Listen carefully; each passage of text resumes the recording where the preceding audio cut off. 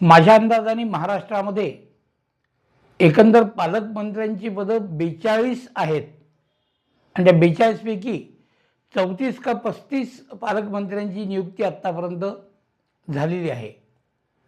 पालकमंत्री हा जो शब्द आहे, या शब्दातच याचा अर्थ, गर्भित अर्थ पूर्णपणे समावलेला आहे. विशिष्ट जिल्ह्याचा एक पालक ज्या पद्धतीने एका कुटुंबामध्ये असलेली 1, 2, 3, 4 जी काही मुलं असतील, त्या मुलांचं पालकत्व हे त्यांच्या आईवडिलांकडे असतं. त्या पद्धतीनं त्याच प्रकारे एका जिल्ह्याचं पालकत्व ज्या एका व्यक्तीवरती असतं त्याला आपण पालकमंत्री असं म्हणतो.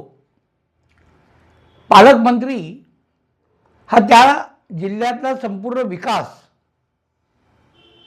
मग तो रस्त्यांच्या समस्या असोत, ड्रेनेजच्या समस्या असोत, पिण्याच्या पाण्याच्या समस्या असोत, कचरा विल्हेवाटीचा प्रश्न असो किंवा नागरिकांच्या दैनंदिन जीवनाशी संबंधित असलेले कुठलेही प्रश्न, हे प्रश्न सोडवण्याची जबाबदारी ही पालकमंत्र्यांची आहे. आणि त्याच पद्धतीनं जे स्थानिक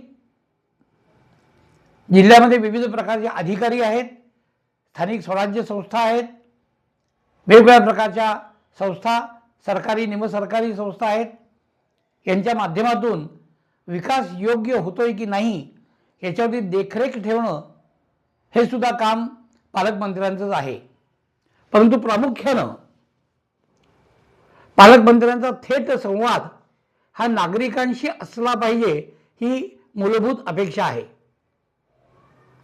आज परिस्थिती अशी आहे की पालकमंत्र्यांशी थेट संवाद साधणं हे फारसं सोपं राहिलेलं नाही आहे, अवघड राहिलेलं आहे.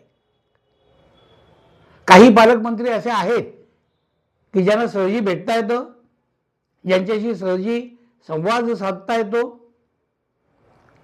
पण आपल्या जिल्ह्यामध्ये ज्या समाज उपयोगी संस्था आहेत, त्या संस्थांची संपूर्ण माहिती ही पालकमंत्र्यांच्याकडे असली पाहिजे. आणि ज्या समाज उपयोगी संस्था समाजामध्ये निस्वार्थतेने काम करत आहेत, त्या संस्थांना भेटी देणे, त्या संस्थांचं कार्याची पाहणी करणे, त्या संस्थांना आपलं कार्य सुचारू रूपाने करण्याकरता हर प्रकारे मदत करणे, हे सुद्धा पालकमंत्र्यांचंच काम आहे. कारण जिल्हाधिकारी, कलेक्टर, कमिशनर, महापौर, महापालिका, जिल्हा परिषद या सगळ्या सरकारी निमसरकारी संघटना संस्था या पदाधिकारी किंवा अधिकारी यांना ते करत असलेल्या कार्याचा एक विशिष्ट मोबदला मिळत असतो. त्यामुळे त्यांनी समाज उपयोगी कार्य करणं, समाजाचे प्रश्न सोडवणं, समाजाच्या समस्या सोडवणं, समाजाची सुरक्षितता बघणं हे त्यांचं कर्तव्यच आहे. हे त्यांनी करायलाच पाहिजे. केल्यास उपकार नाहीत, न केल्यास गुन्हा आहे, अशा पद्धतीच्या या सगळ्या संस्था, संघटना किंवा पदाधिकारी किंवा अधिकारी आहेत. पण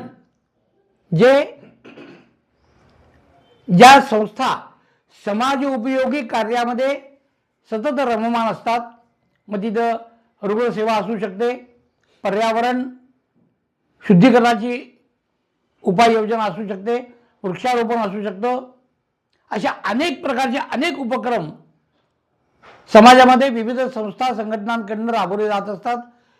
त्यांचं काम व्यवस्थित चालावं, त्यांच्या अडचणी दूर व्हाव्यात, कारण ते कुठल्याही मोबदल्या विना हे कार्य करत असतात. म्हणून त्यांचं महत्त्व हे कुठल्याही मंत्र्यापेक्षा नेहमी जास्त आहे. कारण ते कुठल्या स्वार्थाने करत नाही आहेत, त्यांना त्यातनं कुठलाही मोबदला मिळत नाही आहे. एक जाणीव त्यांच्यामध्ये निर्माण झालेली आहे की हे व्हायला पाहिजे.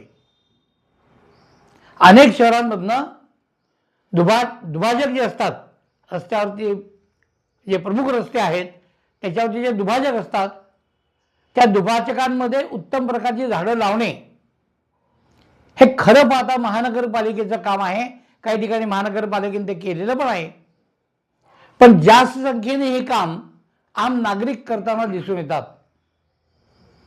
कितीतरी ग्रुप असे आहेत की जे रजिस्टर्ड संघटना नाही आहेत, रजिस्टर्ड संस्था नाही आहेत, पण 10, 12, 15, 25 लोकांचे ग्रुप तयार होतो आणि दुभाजकांवरच्या वृक्षांची काळजी घेणं हे सातत्याने हे लोक करत असताना दिसत असतात.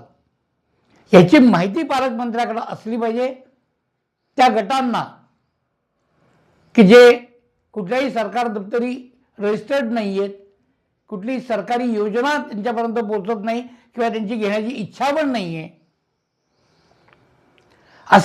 अशा समाज उपयोगी कार्यामध्ये व्यस्त व्यग्र असणारे वेगवेगळे गट, ग्रुप किंवा संस्था, समाज उपयोगी संस्था, याची संपूर्ण माहिती ही पालकमंत्र्यांच्याकडे असायलाच पाहिजे.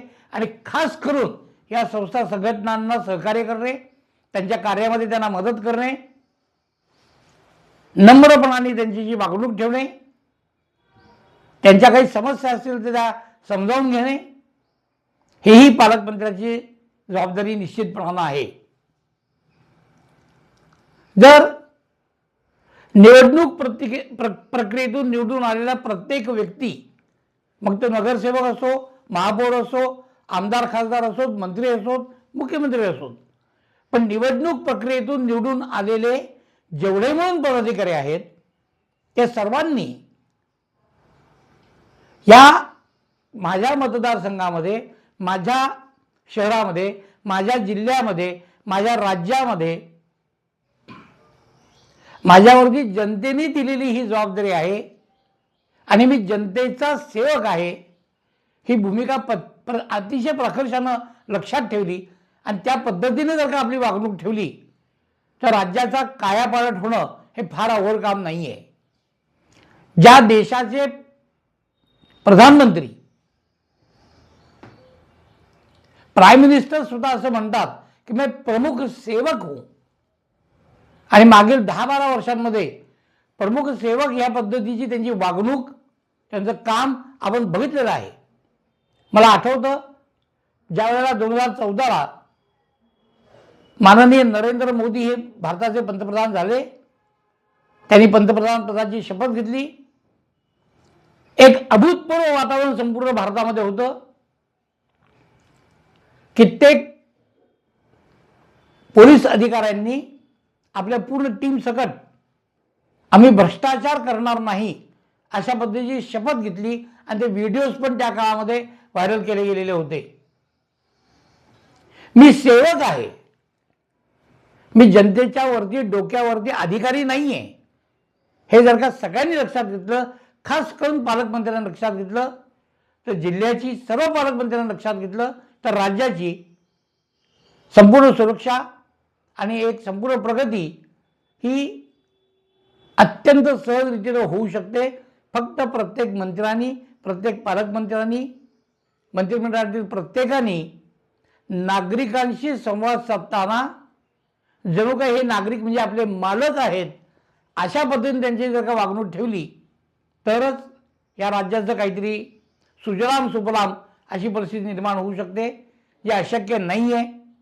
या दृष्टिकोनातून वेळोवेळी जर काम झालं तर त्याचं कौतुक करणं, जर काम नाही झालं तर त्याला दोष लावणं हे एक आम नागरिक म्हणून आम्ही सातत्याने करत राहू.